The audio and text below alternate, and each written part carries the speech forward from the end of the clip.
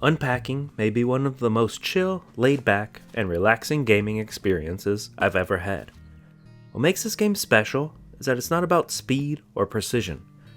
Unpacking is a leisure game where you get to choose where things go.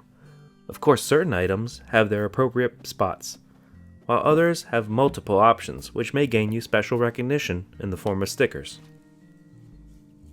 In Unpacking, you journey through the life of an unseen character, through many different major life events, aka moving days.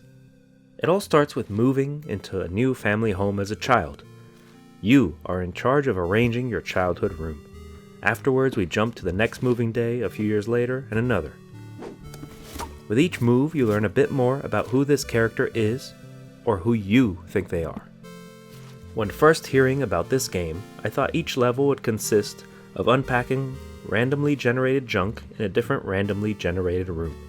The story is what makes this game so great. Without the game giving too much away, players are able to create the story and character in their own mind. No two players should picture the same main character in Unpacking. As the game progresses, you must learn to unpack and adapt to different scenarios, multiple rooms and shared spaces, all while acquiring more and more items along the way. New scenarios are what makes each moving day just a little bit different. Without ever showing any characters, Unpacking does a swell job with its visual storytelling. As you unpack, you start to notice recurring childhood objects and memories. New items are added throughout the journey, some even complement older ones. There are also advances in technology as you progress. The reason you care about each move is because you're following the single human's life. There's some familiarity to it. You want to know what comes next. You also get to see how the character evolves through their belongings.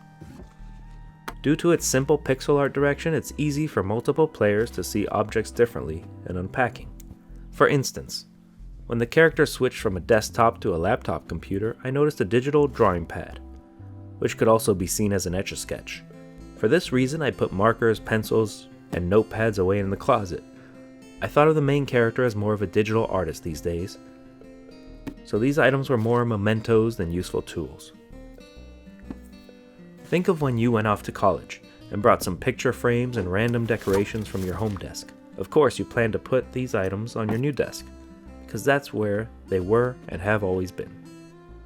Throughout the years, you see these same items make their way off of your desk, some even into the trash. In Unpacking, some items that were desk items in your first room remain desk items throughout the years.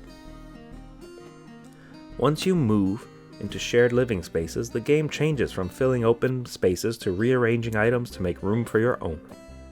The game doesn't let you trash items. If it does, I never tried to, but instead I started to hide certain objects in drawers instead of having them out in the open. At one point I became worried. I was unpacking my toothbrush, and at first had to place it directly on the bathroom counter. That's just wrong and nasty. There's bacteria and germs. Later on, I found a bathroom mug where I could fit my toothbrush and toothpaste, just as I do in real life. I just wanted to note this amazing user interface, plus it also calmed my dirty toothbrush anxiety down. Anytime a game can implement touch controls on the Nintendo Switch, it's sort of a blessing and a curse. Sure, it's great for handheld mode, but once you move into docked mode, those controls are gone, so don't get used to them. I started off using touch controls in handheld mode, but moved more toward Joy-Con Unpacking. When I finally played on my TV with my Switch Pro controller, the thumbsticks worked perfectly. I didn't miss the touch controls at all. It's funny because I heard a lot of hype about this game when it was first released. I knew I wanted to try it out for myself, but it still sounded kind of silly. Unpacking is so much more than what I thought it would be. I think I found my next great relaxing bedtime game. While playing Unpacking, I started thinking, what would a sequel to this be? Other than more Unpacking, of course. They can create a themed edition. Imagine Unpacking for Mario, Kratos, Kirby, Cuphead, or any well-known video game character. They could also create a super tough and time-consuming Celebrity Mansion edition. Imagine Unpacking in one of Nicolas Cage's European castles, or everything in Wayne Manor, including all of Batman's gadgets and doohickeys in the Batcave. Someone should make that game.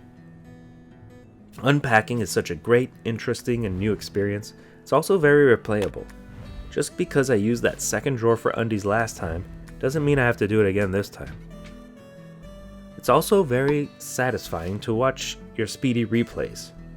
Let's watch one right now.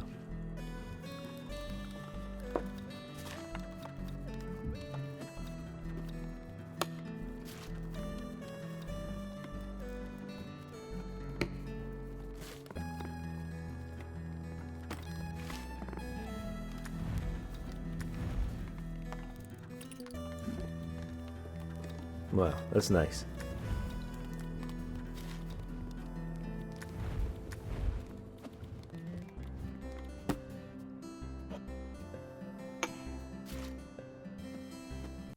I have a lot more unpacking to do. In fact, it's time to get back to unpacking.